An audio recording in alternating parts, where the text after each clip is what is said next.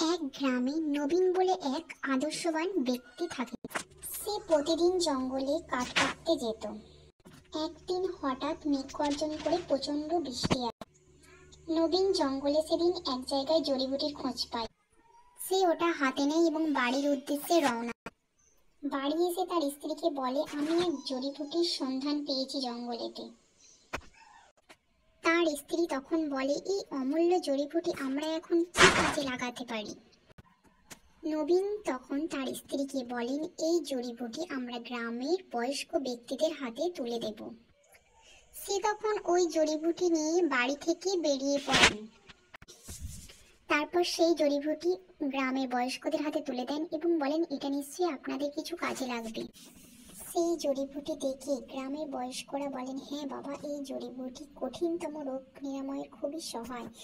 তুমি অনেক বড় হও বাবা, তোমাকে আশীর্বাদ করো।